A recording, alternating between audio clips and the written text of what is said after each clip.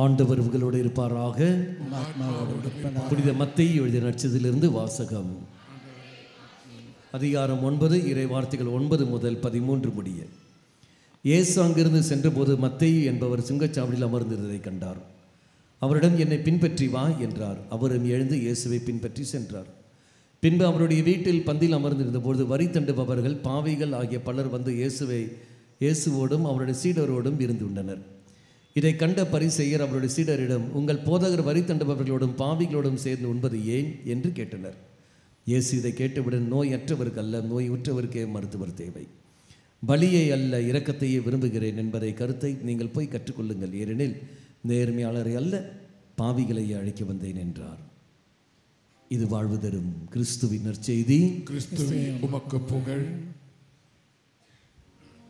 கிறிஸ்துவிலே பிரியமான சகோதர சகோதரிகளே, இயேசுவின் இனிய நாமத்திலே உங்களை வாழ்த்தி மகிழ்கிறேன். இந்த அருமையான முதல் வெள்ளிக்கிழமை என்று சிறப்பான வகையில் குழந்தை வரம் வேண்டி நாம் செபிக்கிறோம். ஒருவர் மற்றவருடைய மனதிலே என்ன இருக்கிறது என்பதை கண்டுபிடிக்க முடியுமா? என்னதான் நாம் முயற்சித்தாலும் மற்றவருடைய மனதிலே என்ன நினைக்கிறார்கள், என்ன இருக்கிறது என்பதை கண்டுபிடிக்க முடியாது. அவ்வளவு சுலபமாக கண்டுபிடிக்க முடியாது. ஜெபம் செய்யலாம், ஆண்டவரிடத்திலே உதவியை கேட்கலாம். நாம் ஜெபித்து மற்றவர்கள் என்ன நினைக்கிறார்கள், என்ன இருக்கிறது என்பதை ஒருவேளை யூகிக்கலாம். ஆனால் உண்மையான செயல்பாடு, அவர்களுக்குள்ளே இருக்கக்கூடிய உள் மன ஓட்டம், அதை நம்மால் கண்டிப்பாக கண்டுபிடிக்க முடியாது. அதை கடவுள் மாத்திரமே அறிவார். அதனால்தான் வேத வசனம் சொல்கிறது, மனிதன் முகத்தை பார்க்கிறார், ஆண்டவர் இதயத்தை பார்க்கிறார். அவருக்கு தான் தெரியும், அவருக்கு மட்டும்தான் தெரியும். என் வேதனை யாருக்கு தெரியும் என்று ஒரு பாடல் இருக்கிறது. நம் வேதனை யாருக்கும் புரியாது. எனக்கு தெரியும், நான் உன்னை புரிந்து கொள்ளுகிறேன் என்று சில பேர் சொல்லுவார்கள். ஆனால் யாராவது நம்மை முழுமையாக நம் படுகிற வேதனையை, நம் கஷ்டத்தை உண்மையிலே அவர்கள் நாம் படுகிறபடியே அந்த கஷ்டத்தை உள்வாங்க முடியுமா? மிக மிக கடினம். ஏன் இதை சொல்லுகிறேன் என்றால், மத்தேயுவை ஆண்டவர் அழைக்கிறார். அவர் சுங்கச்சாவடியில் அமர்ந்திருக்கிறார். மத்தேயு ஒரு பெரிய பிரச்சனையில் இருந்திருக்கலாம். அவருக்குள்ளே ஒரு திருப்தியற்ற நிலைமை, தன்னுடைய வாழ்க்கை குறித்தும் மக்கள் தன்னை வெறுப்பதை குறித்தும் அவர் வேதனைப்பட்டிருக்கலாம். நாம் ஏன் இதை செய்ய வேண்டும்? அவருக்கு எல்லாரிடத்திலும் கெட்ட பெயர், அரசாங்கத்திலும் கெட்ட பெயர், ஏழை எளியவர்களிடத்திலே வரி வசூலிக்கிறார். வெளியிலே பார்ப்பதற்கு அவருடைய வாழ்க்கை எல்லா ஆசீர்வாதங்களை கொண்டதாக இருந்தாலும் உள்ளுக்குள்ளே அவருக்கு ஒரு பெரிய மன போராட்டம், தன் வாழ்க்கை குறித்து அவர் வேதனைப்பட்டிருக்கலாம். எப்பொழுது நாம் இந்த இடத்தை விட்டு ஓடலாம் என்று அவர் காத்து கொண்டிருக்கலாம். அந்த உள் மன ஓட்டத்தை அறிந்தவர் இயேசு. அவருக்குத்தான் மத்தேயுனுடைய நிலைமை நன்றாக தெரியும். நாம் மற்றவர்கள் படிக்கிறவர்கள் எல்லாம் அவருடைய வாழ்க்கையை, வெளி வாழ்க்கையை தான் பார்த்தார்கள். இயேசு கிறிஸ்து அவருடைய உள்ளுக்குள்ளே இருக்கக்கூடிய அவருடைய தூய வாழ்க்கையை பார்த்தார். மத்தேயு கெட்டவர், மோசமானவர், அவர் நல்ல வாழ்க்கை வாழவில்லை என்பது நம்முடைய கணிப்பு. ஆனால் அவருக்குள்ளே ஒரு ஆன்ம தாகம், கடவுளுக்காக பணி செய்ய வேண்டும் என்கின்ற ஒரு அழியாத ஒரு தாகம் இருந்தது. அதை கண்டுபிடித்த இயேசு அழைக்கிறார்.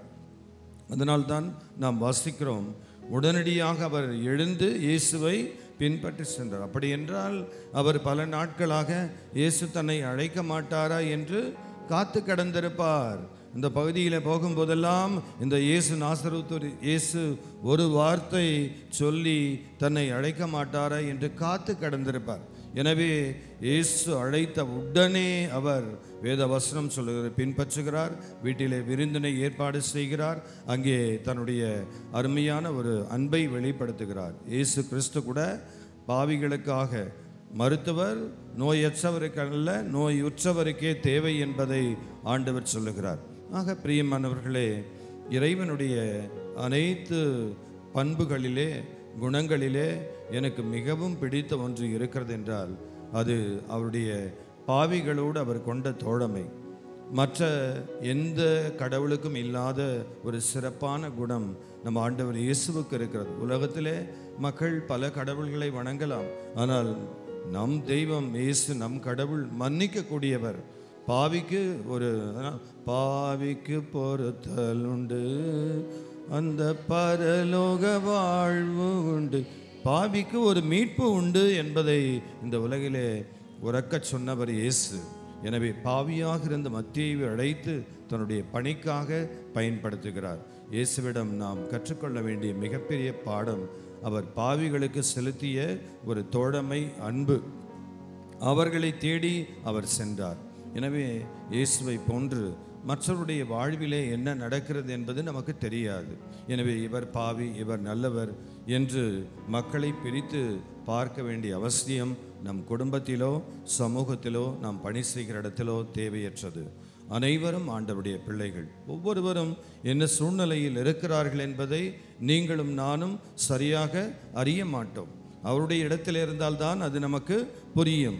ஏன் இதை செய்கிறார்கள், ஏன் இதை செய்யவில்லை என்பதற்கான காரணங்களை நம்மால் சரியாக கணித்து சொல்ல முடியாது. ஆகவே இயேசுவை போன்று அவருடைய உள்ளத்திற்குள்ளே இருக்கக்கூடிய ஆழமான அந்த வாஞ்சையை கண்டுபிடிப்போம். குறிப்பாக பாவிகளை இயேசு நேசித்தார். நாம் கூட நம் வாழ்விலே எப்பொழுதுமே மற்றவர்களை நேசிப்பதிலே, மன்னிப்பதிலே, ஏழைகளை பாவிகளை அரவணைப்பதிலே, அன்பு காட்டுவதிலே இயேசுவினுடைய வழியிலே நடப்போம். ஆமென்.